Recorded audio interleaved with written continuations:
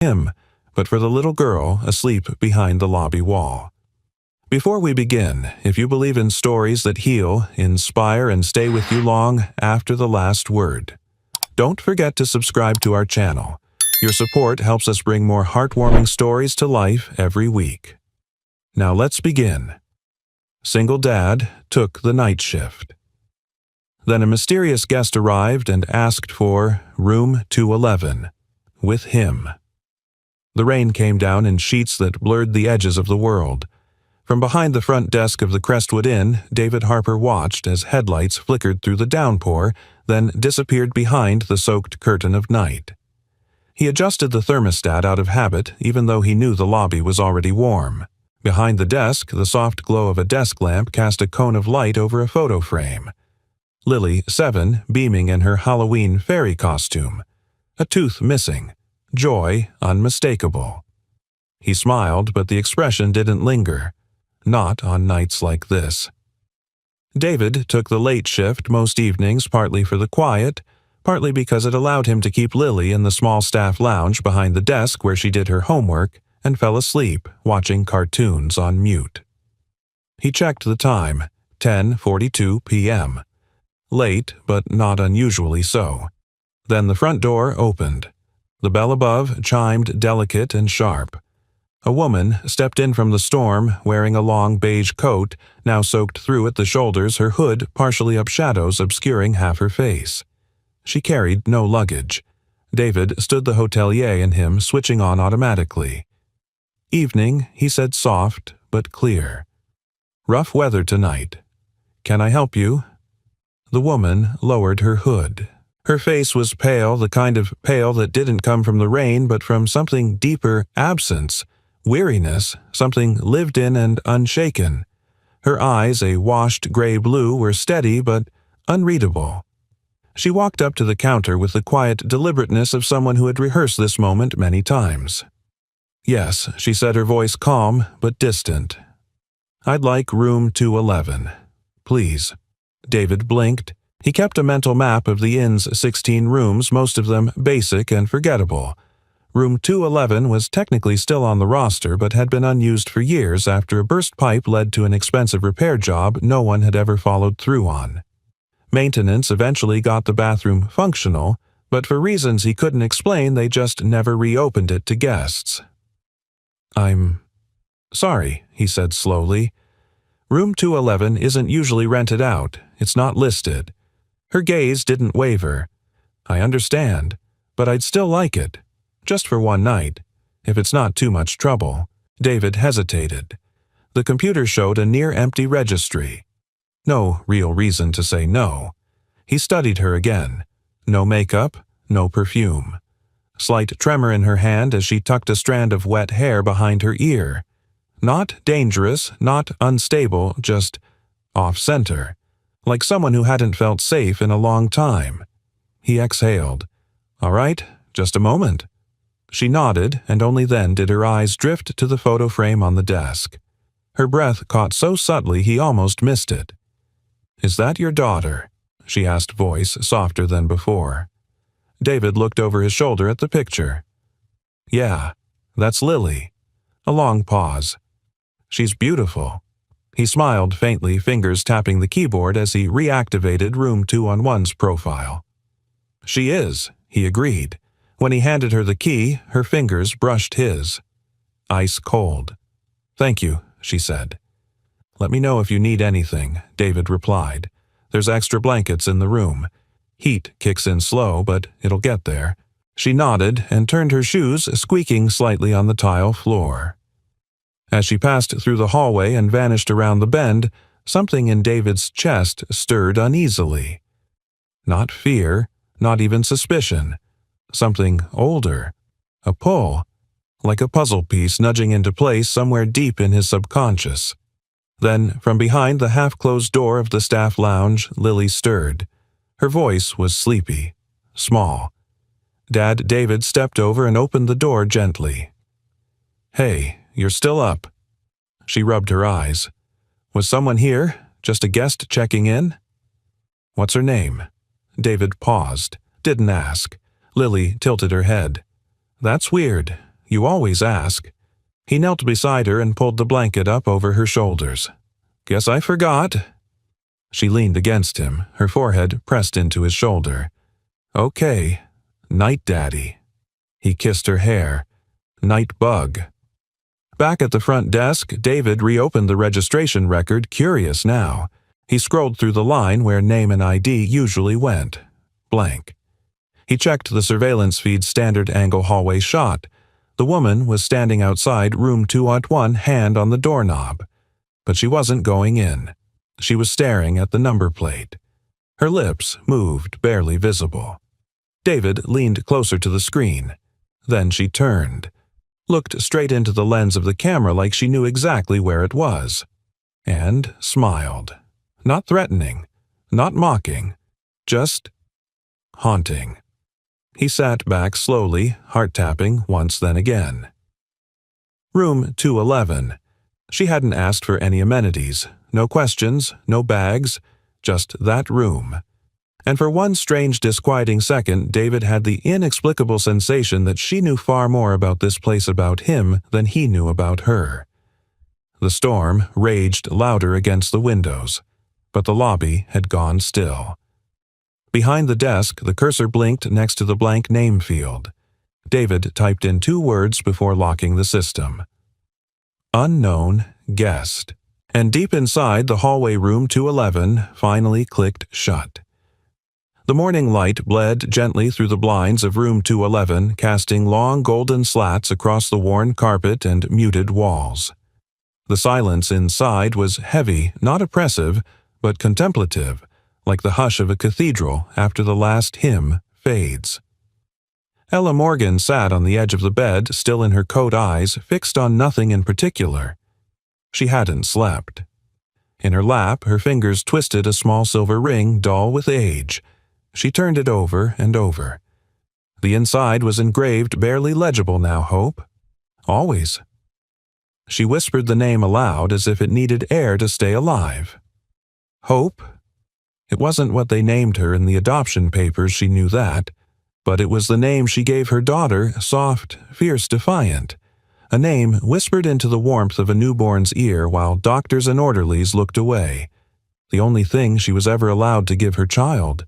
And now she was here in a room she hadn't entered before, but which somehow felt like it had waited, like time had slowed inside it, waiting for this one specific collision of souls. She rose, brushing down her coat, and stepped to the window.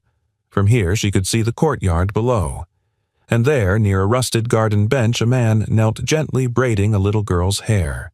The girl was laughing, arms flailing, as she tried to chase something, maybe a butterfly, maybe just the wind. The man caught her again, wrapped her up in a hug, and she squealed. Ella pressed her hand to the glass. Lily. She knew, not with logic, not through court documents or DNA or signed affidavits. She knew in the way a mother knows a child's scent, the way a storm knows the weight of rain. Tears slid quietly down her face. Down in the courtyard, David's back tensed. He didn't know why. Just a prickle, a sense that he was being watched, not in a threatening way, but in a way that felt intimate. Exposed. He looked up toward the second-floor window. A shadow moved. He let it go. Daddy Lily said between giggles, "Can we get a donut before school?" David grinned. Is that a question or a demand? Demand, she beamed. Well, I guess I have no choice then. They left for school shortly after. Ella remained at the window long after the car disappeared from the lot. When David returned mid-morning, the lobby was quiet. The rain from last night had dried into a soft mist, and sunlight filtered in through the high windows, making the room feel more alive than it had in weeks. The key for room 201 sat on the desk. No note, no checkout, no sign she had ever been there except for the key and the faint scent of lilacs. He moved to the security console and rewound the feed. There she was, early morning, walking softly down the hallway. No suitcase, just that long coat and a tired elegance. She paused near the desk, looked directly into the camera again. Then she smiled. Not haunting this time. Just gentle.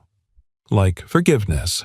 That night, David sat with Peter, his best friend since high school, now the town's police chief, over greasy diner burgers and bad coffee. She asked for room 211. She knew about it.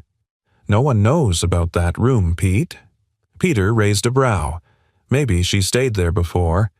"No, not possible. We stopped booking that room before I even got hired." Peter leaned back. "What are you thinking I'm thinking?" Something about her didn't add up, but not in a bad way. Like she knew more than I did, but didn't want to use it against me. Peter studied him a moment. "You think she knew Lily David's fork stilled?" "I think." She recognized her. Silence.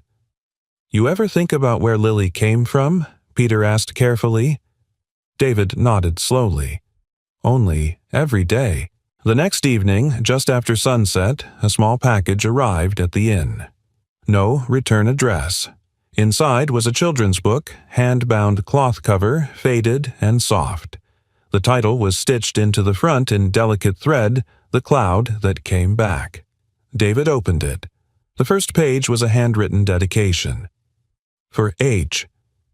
"May you never forget how far love will chase you." His heart caught. He flipped through pages illustrated with watercolor clouds and forests. A little girl made of mist who gets lost only to be followed through mountains and rivers by a gentle wind that calls her name until she finds her way back. On the last page, beneath the final drawing, a single line was scrawled in familiar cursive. "I used to tell her this story every night." David set the book down slowly. Every hair on his arm stood up. He walked to the back room where Lily was drawing on the floor with colored pencils. "Hey, Bug," he said gently. "Got something for you." She looked up, eyes bright. He handed her the book. She held it like treasure, flipped through the first few pages and gasped. "I know this," she said. "I know this story." David's breath stalled. "Where did you hear it?" he asked. "I don't remember. I just do." She hugged the book to her chest. "Can I keep it?" He nodded. "Of course." She disappeared into the lounge with it. David stood frozen in place. It wasn't possible. But it was. She remembered. Outside, the wind picked up. The last leaves of autumn danced across the parking lot, caught in spirals like tiny whispers. David stepped onto the front porch and looked down the road. No sign of the woman. No signature. No return address. Just a story woven into memory, sewn into love, and left behind like a breadcrumb on the path back to something long buried. Back to a name she hadn't spoken in 7 years. Hope. The quiet hum of the rental car engine did nothing to still the noise in Ella's mind. She sat in the vehicle across from the Crestwood Inn engine, idling headlights off hands clenched so tightly around the steering wheel her knuckles had gone pale. She had told herself she wouldn't come back. One night. That was the plan. She would see her confirm that Lily was alive, healthy, and if fate were kind, happy. Then disappear. Forever, if needed. But Ella Morgan had never been good at goodbye. Not when it mattered. She stared across the parking lot toward the front desk window. Light spilled from it like a warm invitation. Inside, she imagined David was reading or tidying up, keeping his hands busy to distract a mind that likely never truly rested. She didn't hate him. That surprised her. In her fantasies, delirious dreams on long European nights where loneliness pressed like fog, she had imagined the man who raised her daughter with 100 faces. Some cruel, some negligent, some forgettable. But never this. Never kind eyes, never steady hands, never someone who made Hope Lily laugh with her whole chest. Ella exhaled and looked down at the folder in her passenger seat. The file was thin-aged, frayed at the corners like a wound never allowed to fully close. It bore the seal of Durham County's Child Protective Services and a paperclip holding an old hospital bracelet, Baby Morgan, 07-14. Her hands trembled. She flipped the file open again for the 1,000th time. 7 years earlier. The hospital room had smelled of antiseptic and lavender lotion. Ella had insisted on bringing her own, one act of rebellion against the clinical sterility of her forced stay. She was 28, smart, finishing her master's in early childhood development. But none of that mattered when the test turned positive and the father vanished into silence. Her parents, devout in image, pristine in social standing, called in favors. Her mother used words like temporary guardianship and mental health hold. Her father wrote checks that made records disappear. Ella, weakened after a long labor, was declared emotionally unfit to parent her daughter before she had even held her properly. The baby was whisked away to a safer place. Ella had screamed that day, screamed until her throat bled and nurses threatened sedation, but no one listened. No one stayed. They named the baby Hope only on her private, handwritten notes. The legal records never reflected it. To the world, her daughter became a case number, and just like that, she was gone. Ella stared at the photo tucked in the file. Grainy, black and white. A scan of the only official image she had managed to find from the adoption archives. A 6-month-old baby in a county crib, cheeks full, fingers, curled eyes wide with unknowing. For years after that, Ella spiraled. Not just grief, but gaslighting grief. The kind where the people closest to you insist nothing wrong ever happened, that your pain is imagined, that you should be grateful for being spared the burden of motherhood.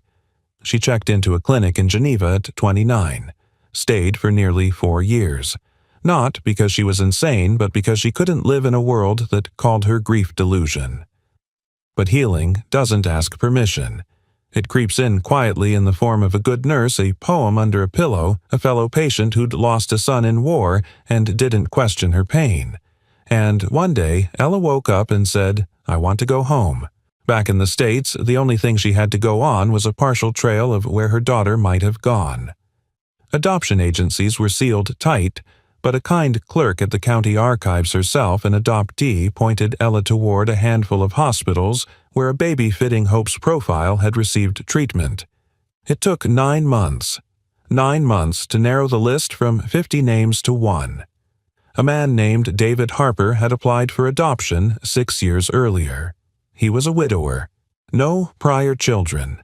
Lived in a modest house, worked nights.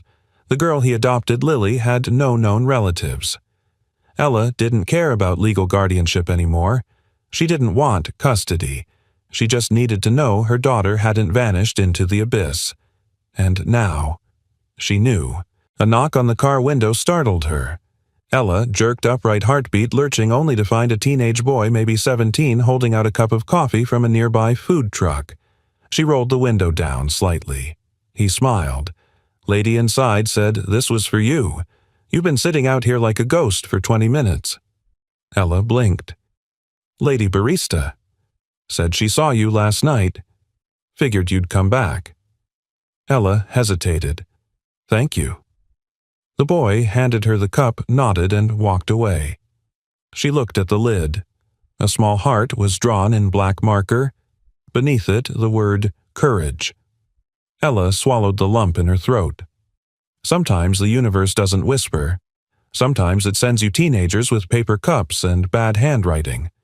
She opened the door and stepped out into the cold air, her coat wrapped tighter this time. She wasn't going to confront David. She wasn't going to demand anything. But she was done watching through glass. She was ready to stand in the light. As she crossed the street, her steps were tentative but firm, and behind her the first flurries of snow began to fall soft, almost invisible. Ella Morgan walked into the warmth of the Crestwood Inn for the second time, no longer anonymous. And this time she knew exactly why she was there. The hiss of the coffee machine filled the staff kitchen as David leaned against the counter, watching the slow drip fill his chipped mug. Outside, late autumn light painted the lobby in amber hues, and somewhere in the back room Lily was humming as she colored. David let the hum anchor him. It had been a strange few days. He hadn't heard from the woman again. No calls, no follow-up. Just the book, the story Lily swore she remembered without ever having heard it. The cloud that came back. It sat now on her nightstand like it belonged there, as if it had never left, as if it had always waited. David rubbed the bridge of his nose, his thoughts tangled. Then, as if summoned by memory, Peter stepped in through the side door, his police jacket unzipped, hair wind-blown. He dropped a box of donuts on the counter and poured himself a cup of the same awful coffee. "You ever sleep, Harper?" David chuckled, eyes tired. "Only when the coffee pot's empty." Peter leaned against the fridge, crossing his arms. "You said this woman. Ella showed up out of nowhere, asked for a room we haven't booked in years, and then mailed your daughter a book she somehow remembers." David nodded. "That about covers it. You still think it's coincidence I stopped believing in coincidence the day Lily walked into my life?" Peter was quiet for a moment, then nodded toward the doorway. "Tell me again, from the beginning, why you adopted her." David sipped his coffee. The memory came quickly, uninvited but familiar like a scar with weather memory. 6 years ago, the hospital had been overrun with flu cases, holiday chaos, and short-staffed nurses. David had been volunteering there part-time, unable to return to full nursing work after the accident that took his wife. His therapist had encouraged service. "Give back what's hurting," she'd said. "Sometimes it softens when it's shared." That night he'd been delivering charts when he heard crying echoing from the pediatric wing. Not the usual baby's cry, sharp or scared, but not panicked.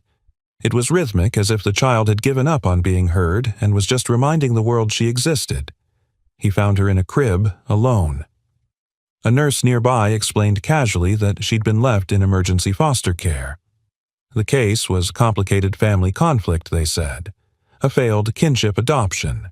No immediate relatives stepped forward. "She doesn't have a name yet," the nurse added. "Goes by Lily on the charts. No birth certificate processed." David looked down into the crib. The baby wasn't crying anymore. She was staring up at him. Her hands were balled into fists, but her eyes, there was no fear there.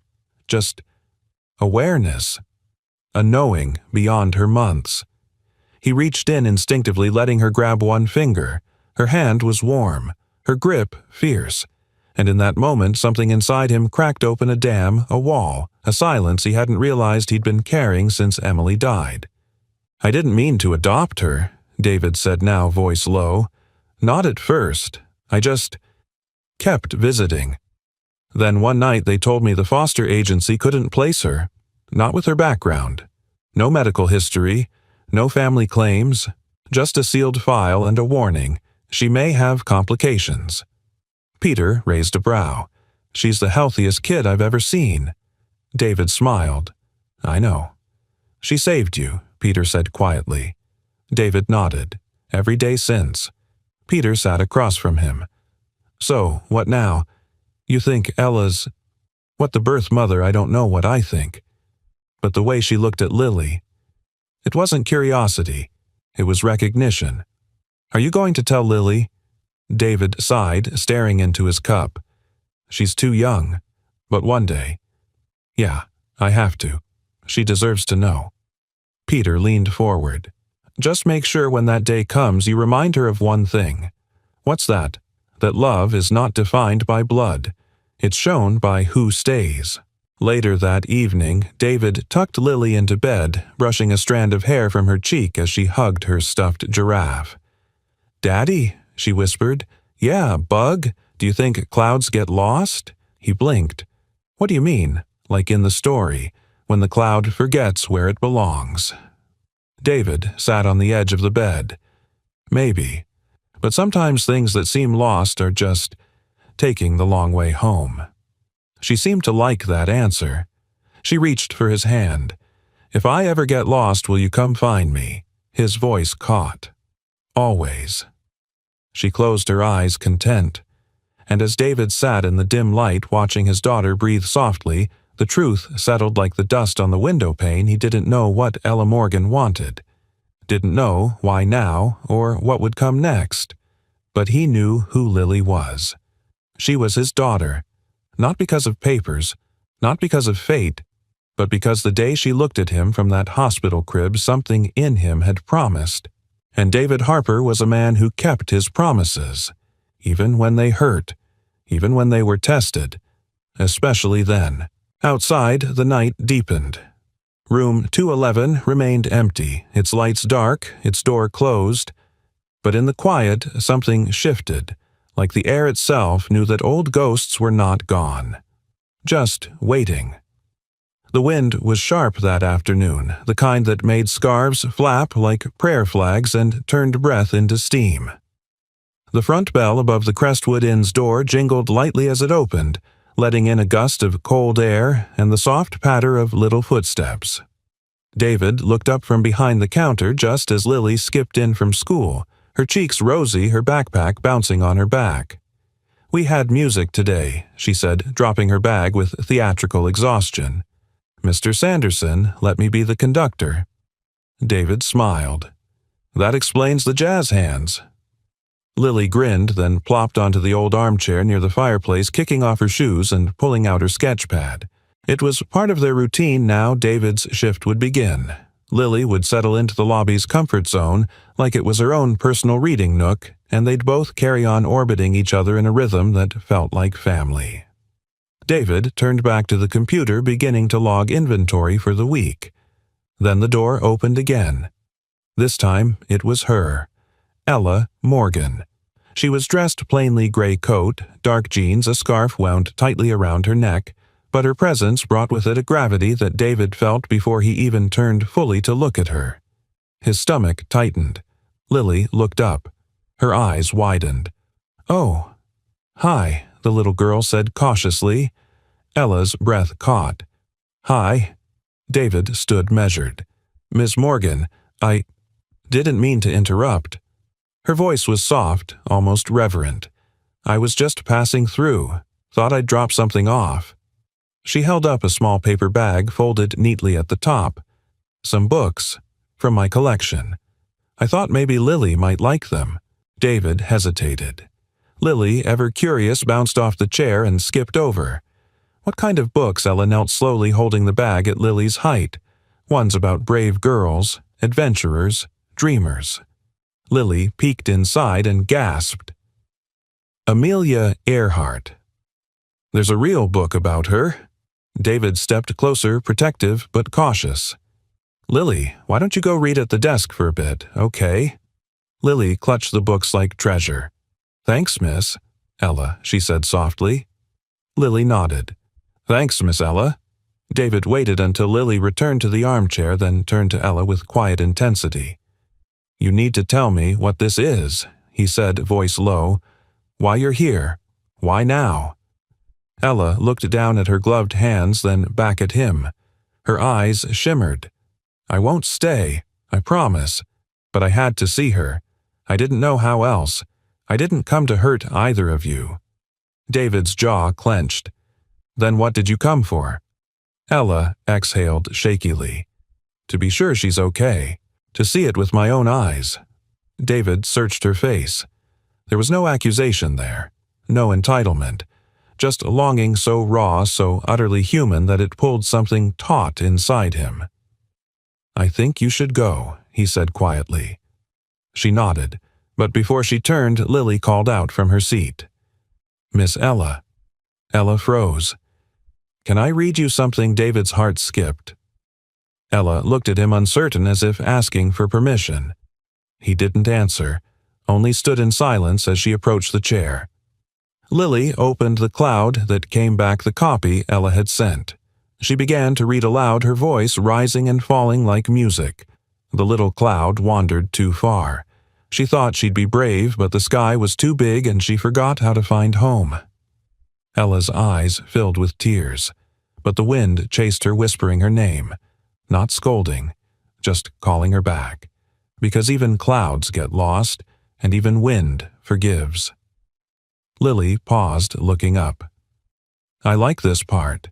Ella pressed a hand to her mouth. David finally moved, walking toward them, heart pounding with an ache he couldn't explain. "Where did you learn to read like that bug?" he asked gently. Lily shrugged. "I don't know. It just feels like I already knew it." Ella rose slowly. "I should go." David looked at her for a long moment, then said something he hadn't planned to say. "You want to sit for a minute?" She blinked. "I don't want to confuse her." "She's not confused," he said quietly. "She's just kind." Ella looked at the girl who was now deeply engrossed in a picture of a girl flying an old plane. Then she sat on the edge of the opposite couch, still distant but present. David remained standing the triangle between them, delicate as crystal. For 10 full minutes, no one spoke. The fire crackled softly. Outside, snow began to drift lightly in the dusk. Lily yawned, curled up on the cushion's book, still open on her chest. "She looks like her Ella," whispered. David turned to her brows, furrowed. "My grandmother." The eyes. She smiled faintly. She used to say we had sky-colored eyes. I never thought I'd see them again. There was no anger in her voice, no claim, only wonder. David sat down finally across from her. He studied her. Not just the grief in her eyes, but the strength, the stillness. "You wrote that story, didn't you?" Ella nodded. "I used to whisper it to her in the hospital, before they took her." David rubbed his palms together, voice low. "She's happy, Ella. She's loved. She's safe." "I know," Ella said, wiping her cheek. "I see that." Why now? Ella met his gaze. Because I couldn't live another day wondering if I'd done the right thing by walking away. I needed to know she landed somewhere soft. David looked back at the girl asleep beside the fire. "She did," he said. They sat in silence again, not as strangers, but not yet as anything else. Just two people bound by the same small life, one they both had found and lost and found again. Outside, the dusk settled into night, and the wind curled softly against the window panes, whispering of things not broken but mended. Quietly. Together. It happened on a Tuesday. The kind of cold, brittle morning where frost etched patterns on windshields and breath came out in small clouds.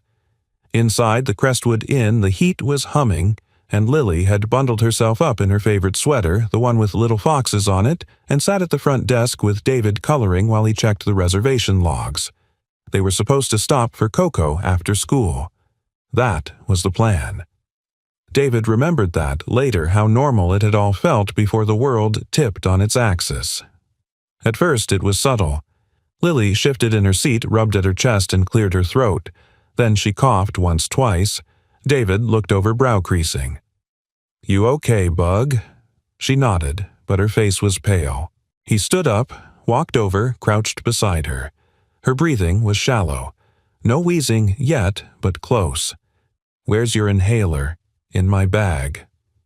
He grabbed the small pink backpack, rummaging until his fingers found the plastic case. He pulled it out, clicked the cap, guided her through 2 puffs. But something was wrong. Her chest still rose too fast. Her lips had begun to pale. His calm cracked. David scooped her into his arms and carried her into the staff lounge, laying her gently on the couch. "Stay with me, Lily. Just breathe. You're okay. You're okay." He reached for the backup medicine, a stronger dose kept in the emergency drawer. It was gone.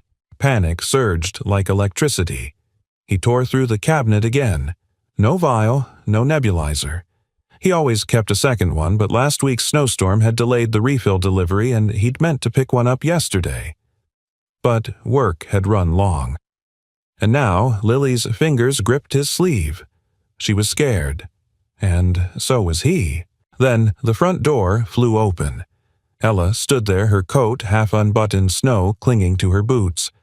She'd just arrived for a quiet visit, another drop-off of books and soft gestures. But the moment she saw David's face through the glass, the panic in his eyes, she ran. Now she was standing in the hallway, seeing Lily collapsed on the couch, breath ragged and sharp. Without hesitation, she moved past David. "Where's her emergency med?" she asked. "It's gone."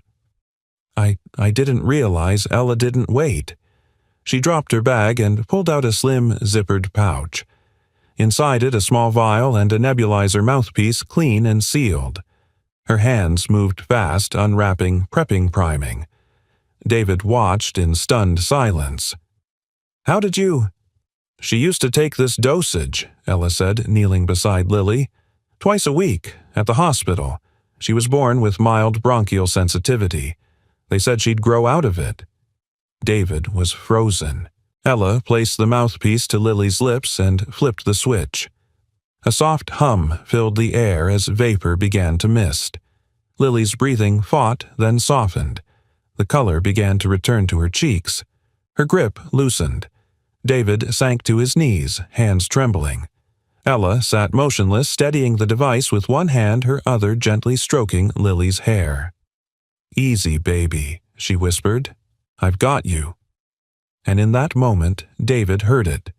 The word, baby, spoken so quietly, so reflexively, as if it had never left her mouth, as if it had never been taken from her.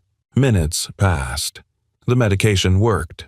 Lily drifted into sleep, breathing steady now. The color in her face was warm again. David sat on the floor beside the couch, head bowed, one hand still gripping the empty inhaler like it might tell him why it hadn't been enough. Ella didn't move. She stayed there watching Lily, her expression unreadable. When David finally spoke, his voice was hoarse. "You knew the dosage. You had the exact vial."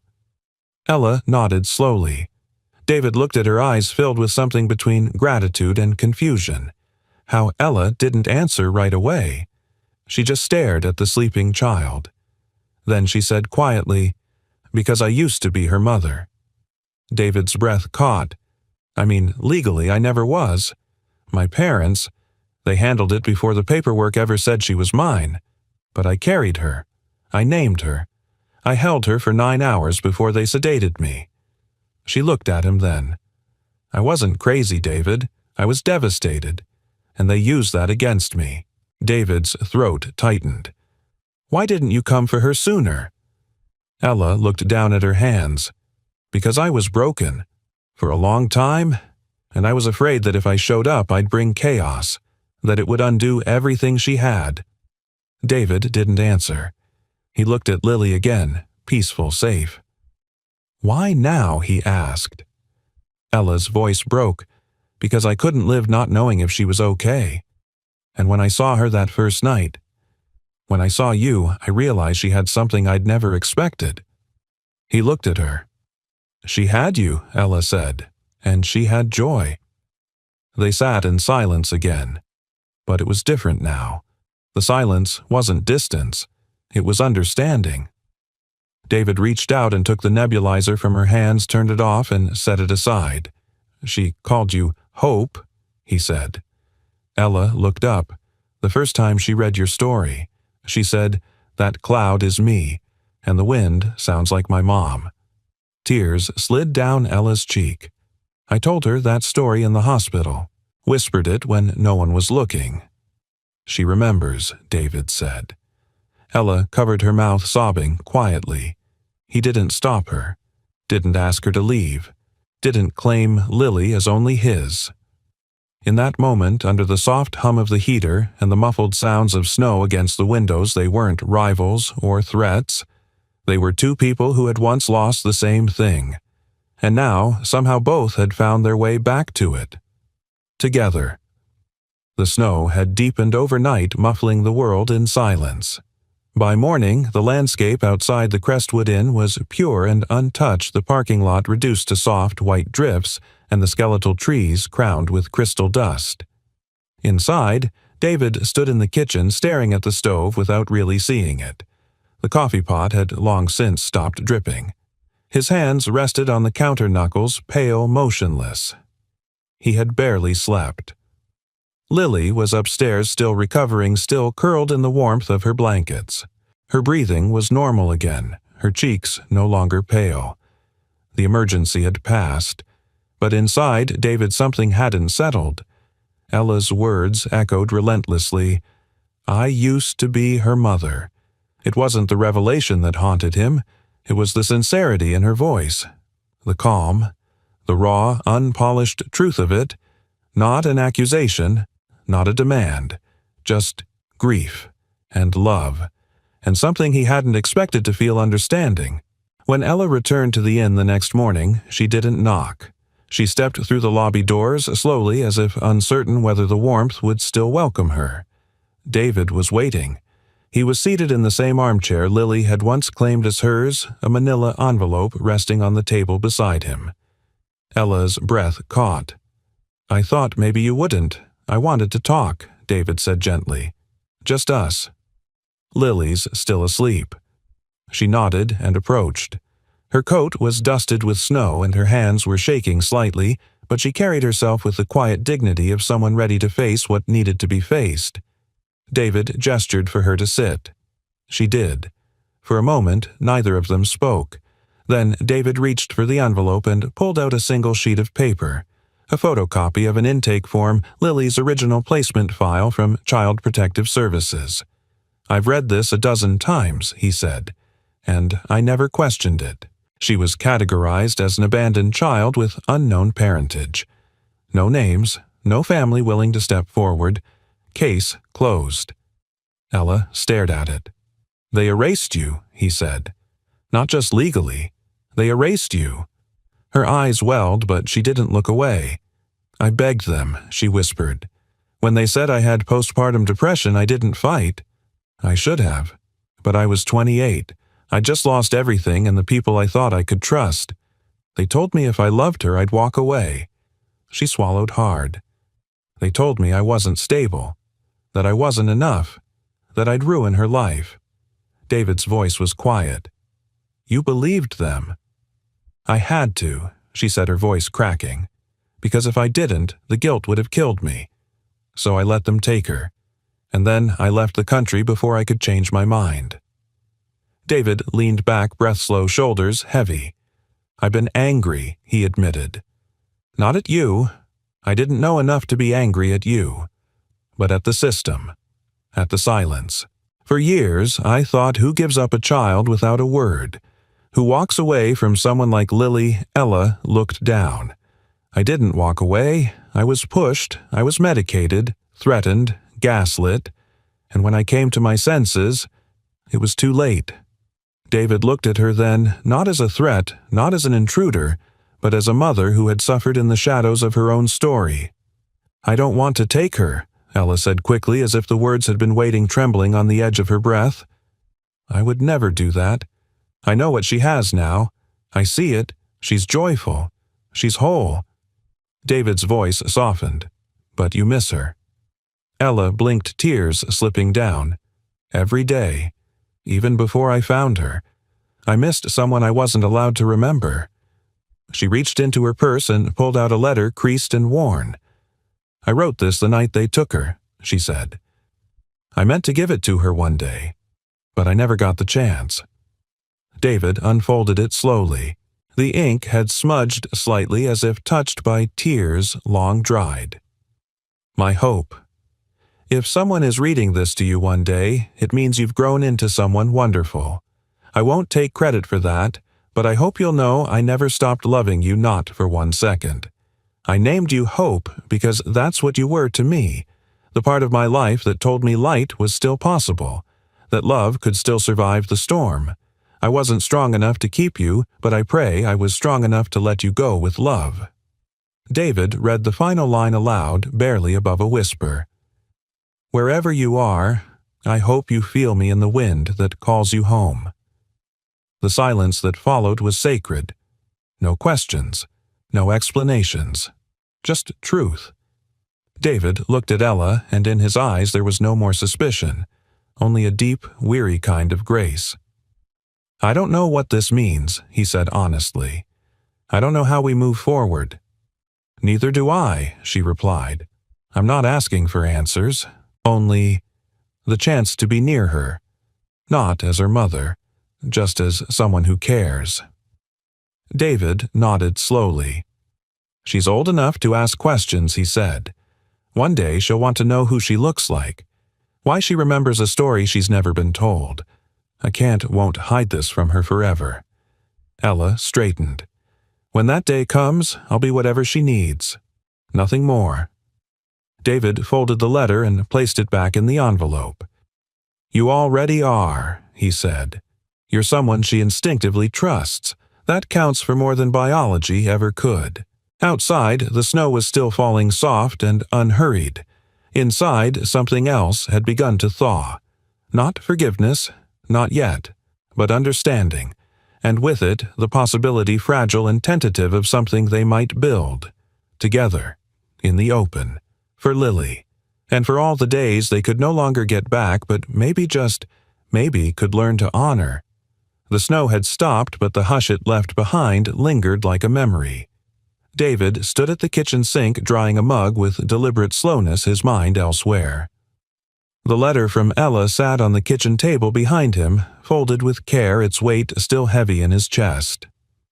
Upstairs, Lily's footsteps padded along the hallway, then the creak of her bedroom door, followed by the familiar thump of her running down the stairs. "Morning, Bug," David said, keeping his tone light. "Morning," she chirped, hopping onto the bar stool and rubbing her sleepy eyes. "Guess what?" I dreamed David raised a brow. "You were flying through the sky on a giant marshmallow." She giggled. "No, silly, I was a cloud again. But this time the wind was singing. It knew my name." David's hands paused on the towel. He turned slowly. She said, "Hope." That was my name in the dream. The towel slipped from his hands. Lily blinked up at him, head tilted. "Isn't that funny?" David crouched beside her, heart thudding. "Lily, you remember that name?" She nodded. Not from before, just from inside. He swallowed hard. There was no preparing for this moment. No perfect script, no fatherly manual for how to explain to a child that life is more complex than bedtime stories. "Can I tell you something important?" he asked gently. Lily's eyes widened. She nodded. David reached for her small hand, wrapping it in both of his. "You know how I always tell you families are made from love, not just from who we're born?" "Two." She nodded, slowly attentive, now sensing the shift in tone. "Well," he continued, "there's someone who loved you before I ever met you. Someone who carried you in her heart, even when she couldn't carry you in her arms." Lily's lips parted. "Her name is Ella," he said softly. "And she's the one who gave you the name Hope." Lily's brows knitted. Miss Ella David nodded. Lily looked down, processing. "So, she's my first mom." David hesitated. "She's the mother who gave you life, yes. But I'm still your dad, Bug. Nothing will ever change that." She looked up, eyes searching his. "Did she give me away?" "No," he said firmly. "That's what I used to think. But it's not the truth. She was taken from you. She was hurting. And people made decisions that weren't fair to her or to you." Lily was quiet for a long time. David let her sit with it. Then she asked, "Does she still love me?" He couldn't keep the emotion from his voice. "So much." She never stopped. Lily nodded. Just once. Then she slid down from the stool and walked over to the living room window. Outside, frost clung to the glass, but sunlight was starting to break through. David joined her in silence. After a minute, she said, "Can I see her?" His chest ached. "You can, if you want to." Lily turned her voice suddenly small. "But I don't have to go live with her, right?" David knelt again, looked her straight in the eyes. "No, you're my daughter, always. This isn't about changing that. It's just about letting love be bigger than we thought."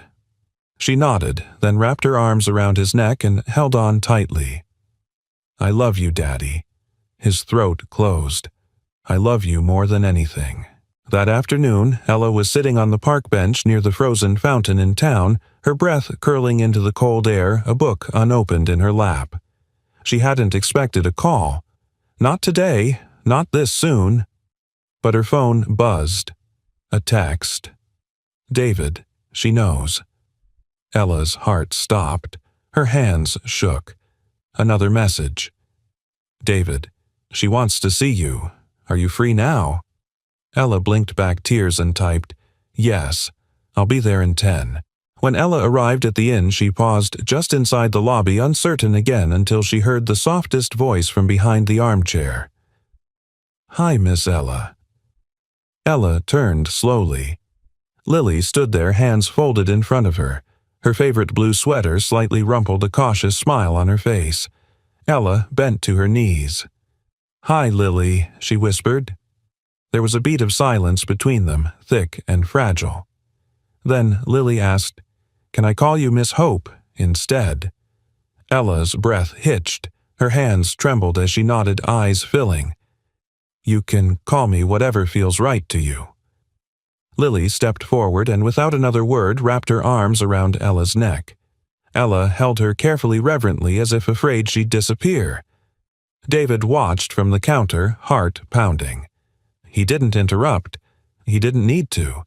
Something bigger than understanding was passing between them, something ancient and unnameable. Not just reunion, but recognition. That evening, they all sat in the lounge.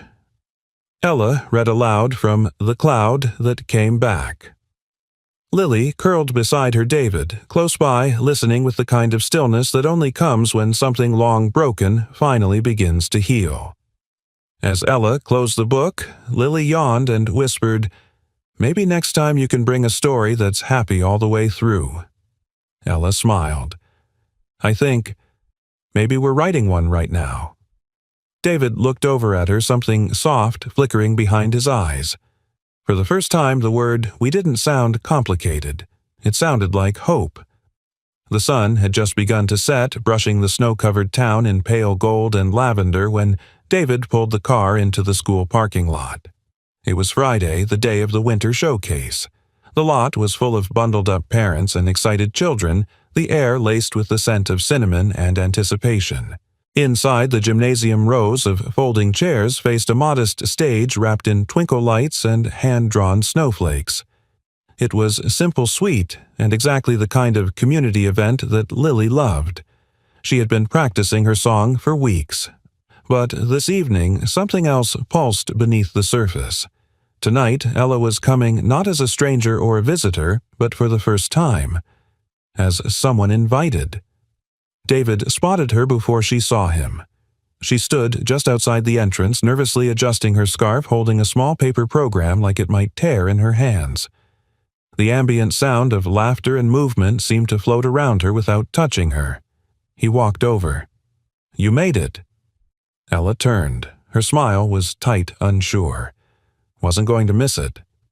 David gave a small nod. "She's in the second act." Ella glanced toward the door. "She asked if I could sit near you." His eyes softened. "Then you should."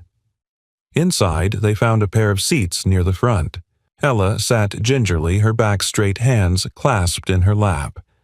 David leaned over slightly. "You okay?" She nodded, though her voice trembled. "I feel like I'm trespassing on something sacred." He looked around at the families, the decorations made of construction paper, the off-key piano warming up.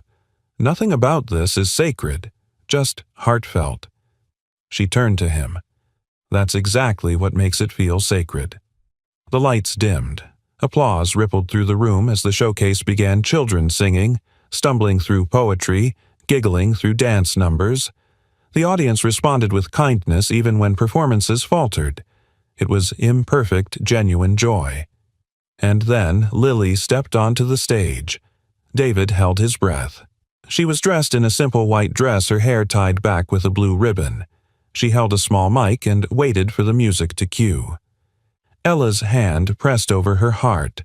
The first notes played a soft melody from The Cloud That Came Back. Not the published version.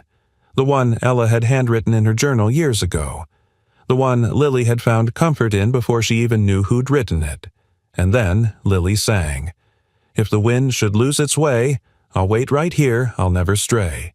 For clouds may wander soft and slow, but home is where the love will grow." Her voice was fragile, clear, and just slightly shy, but it carried. Every word landed like snowfall. David blinked back tears. Next to him, Ella was trembling. Her shoulders shook with each line, but she didn't cry loudly. Her expression was one of disbelief-reverence. A mother hearing her daughter sing their story out loud in a room full of people who had no idea what it meant. As the song ended, applause burst through the gym. Lily gave a small curtsy and waved. Her eyes scanned the room and found them. She smiled just for them. After the showcase, as families crowded around to take photos and give hugs, Lily came barreling down the bleachers straight into Ella's arms. "You sang like an angel," Ella whispered. "I was thinking of the clouds," Lily said. "And of you." David approached a quiet strength beside them. "You've got a fan club now." Lily looked up at him. "Can we go get hot chocolate with Miss Hope?" He smiled. "You read my mind." Later that night, the three of them sat at a corner table in the town's little coffee shop, sipping warm drinks beneath hanging Edison bulbs and garlands of pine.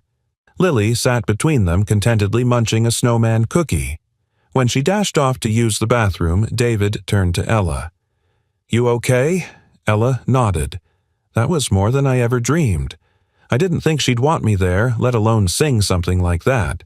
She doesn't fully understand everything yet," David said. "But what she does understand is love. She feels it. She recognizes yours." Ella's eyes shimmered. "I didn't come into this expecting anything. No titles, no roles. I just wanted to see her smile." David stirred his coffee. "You gave her that story, Ella. It became something she clung to before she even knew you. I think somehow part of you was with her all along." Ella looked down. "Do you ever think it's too much letting me be here in her life?" He considered the question carefully. "I think life gave her two people who love her in different ways, and I think," he paused, "if we let her decide what to do with that love, she'll be okay." Ella let out a shaky breath. "I can be a quiet presence," she said. "The person who shows up for the recitals and reads stories and writes letters, even if she doesn't read them all at once." David looked at her more deeply now. "I think maybe you don't have to stay in the background." Her brow furrowed. He continued, "Maybe there's space for you to be more than just a visitor. Maybe we don't define what this is yet. Maybe we just let it grow." Her eyes filled again, but this time not from grief. "Are you sure I'm sure of one thing?" David said quietly. "She's happiest when we're both in the room." A pause. Then Ella smiled, one not tinged with sorrow, not guarded with guilt. A real smile. And just then Lily returned, sliding into her seat and reaching for her cocoa. "Did I miss anything?" David and Ella shared a glance. "No," Ella said softly. "You're exactly where you're supposed to be." Outside, snow had begun to fall again, soft and quiet and steady. Inside, for the first time in years, no one was waiting for the storm to pass. They were already home. The night of the winter showcase had settled something in all of them. Not with words, not even with formal decisions, but with warmth. A shared breath. A collective, quiet agreement. We don't know what this is yet, but it matters. In the days that followed, life continued as it always did. Lily returned to school. David resumed his late shifts. Ella kept her distance but stopped hiding in it. She no longer lingered on the edges of the parking lot or waited until dusk to drop things off. She came during the day, often just to sit and talk with Lily by the front desk or to read aloud with her in the lounge while David filed reports at the counter, pretending not to listen, even as his heart did. Still, it wasn't simple. David often found himself staring out the window, coffee growing cold in his hands, wondering what the right shape of this new life should be. He was a man who liked structure roles boundaries. But this didn't have a name. He was Lily's father, and Ella was more than anything he had words for. One evening, Lily broke the silence as they sat together in the living room stringing popcorn for the Christmas tree. "Daddy." "Yeah, Bug." "Can I tell you a secret?" He smiled, threading a fresh piece. "You know I love secrets." She leaned close and whispered, "I think Miss Hope should come live closer." David's fingers paused. "She has a cozy voice," Lily added, and when she laughs, it sounds like something I remember even though I don't know why." David looked at her for a long moment, and in that small, innocent suggestion, something inside him shifted.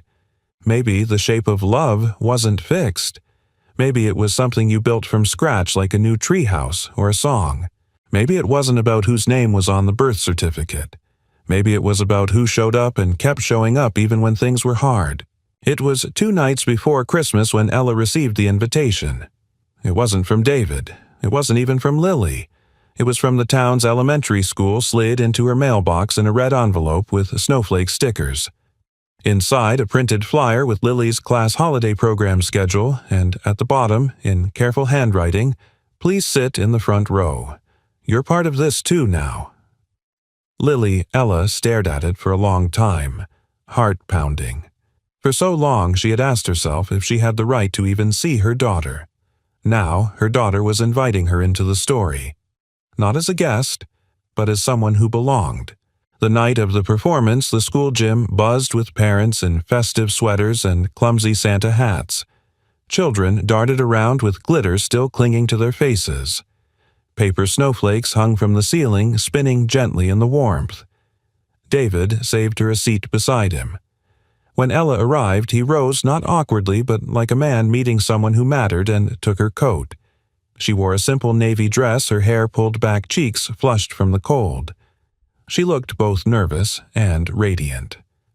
"Thank you," she whispered, taking her seat beside him. "You don't have to thank me," David said. "This is yours too." The lights dimmed. The chatter quieted. Lily's class was last. Ella sat still through the earlier acts, though David noticed the way her fingers twisted in her lap, the way she blinked more often than usual. Then Lily appeared on stage. She was wearing a silver dress and a hand-knitted scarf, and when the spotlight hit her, she didn't flinch. She stepped to the microphone with the poise of someone far older than 7. "I want to sing a song that my friend wrote a long time ago," she said clearly. "But I think it was meant for now." David stiffened slightly. Ella's breath caught. Then Lily began to sing, not the cloud song this time, but a new one, her own. Sometimes love starts quiet, a whisper in the night. Sometimes love comes broken, but still it finds the light. I thought I was just lucky to have one heart to hold. But then I found another A story still untold. And now I've got 2 voices that call me when I'm scared. I didn't know it earlier, but love is just what's shared. By the last line, the audience was silent. Even the kids who had fidgeted moments earlier sat still. David's hands were clenched together. Ella sat perfectly motionless except for the tears rolling down her face. When the applause finally erupted, Lily looked straight at them, first to David, then to Ella, and gave a smile that didn't need translation. David wiped his eyes and leaned toward Ella. "She wrote that last verse last night," he whispered. Ella nodded too, overcome to speak. Outside, the 3 of them walked quietly through the crisp air, their breath fogging in front of them. Lily walked between them, each hand holding one of theirs. A triangle. A bond. Not perfect, not conventional, but whole. At the car, Lily turned to Ella. "Will you come for Christmas morning?" she asked, eyes hopeful. David looked at Ella, uncertain how she would answer. Ella crouched, meeting Lily at eye level. "I would love that," she said. Then Lily whispered, "Maybe we can write a new story together." Ella smiled through tears. "I think we already are." David stood in silence, heart full. And for the first time in years, he didn't feel like a man trying to protect something fragile. He felt like a man watching something grow stronger. Together, they were rewriting what love could look like. And in doing so, they were finally finding their way home. The snow had melted in patches by New Year's Day.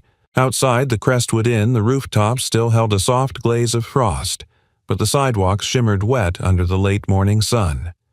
Icicles dripped steadily from the eaves, ticking like a slow clock. Inside the inn was quiet, its lobby filled with the scent of pine from the small tree David and Lily had decorated just after Thanksgiving. A few stray ornaments still clung to its branches, one of them a felt cloud, with glittering thread sewn through it. Lily had stitched it herself. Upstairs, room 211 had been reopened. Officially, it was now used as a guest suite again. But unofficially, it had taken on a new kind of weight, no longer a room of mystery, but a room that held memory, reunion, and healing. That morning, Lily stood in the doorway of room 211 holding a small notebook in her arms. She wore fuzzy socks and a cardigan several sizes too big one Ella had lent her. David leaned in the hallway watching his daughter with the quiet awe that had come to define this chapter of his life. "Ready?" he asked. Lily looked over her shoulder and nodded. "Can we do it together?" He smiled. "Of course." They stepped into the room together and David closed the door behind them. Inside, Ella was already there, seated on the window bench, sunlight falling across her lap. Her eyes lit up when she saw them. "I brought the story," Lily announced, holding the notebook high. Ella sat straighter. "The one you've been writing?" Lily nodded. "I finished it last night. I want to read it with both of you here." David and Ella sat side by side on the edge of the bed while Lily climbed into the armchair near the window. She opened the notebook with reverence. "It's called The Girl Who Had Two Winds." Ella blinked emotion flickering across her face. Lily began to read. Once there was a little girl made of light and laughter. She had been carried into the world by a strong wind named Hope. But when she was born, Hope got lost in the clouds and the girl didn't know where she came from. Another wind came soft and strong. His name was Steady. He picked up the girl and wrapped her in warmth. He gave her stories and pancakes and the feeling of home. For a while, that's all the girl knew. But sometimes at night she would hear a whisper, a wind she didn't remember but that somehow remembered her. One day, the girl followed that whisper. And she found hope again. But instead of being torn between the winds, she realized something beautiful. She didn't have to choose. The winds had chosen her. Lily looked up then. "It's not finished," she added, "but I think I'll keep writing it as we go." David blinked hard, his throat tight. He glanced at Ella, who sat perfectly still, one hand pressed gently to her heart, tears on her cheeks, but smiling. "That's the most beautiful story I've ever heard," she whispered. Lily beamed. Later that evening, the three of them shared a quiet dinner-leftover stew, warm bread, and a soft jazz record spinning on the player in the corner. No fanfare, no grand declarations, just a sense of ease. David cleared the dishes while Ella helped Lily braid her hair for bed. It was something Ella had done a few times now, small, gentle acts that once might have felt like oversteps but now simply felt like care, like family. When Lily finally fell asleep, curled under a blanket with her notebook beside her pillow, David walked Ella to the door.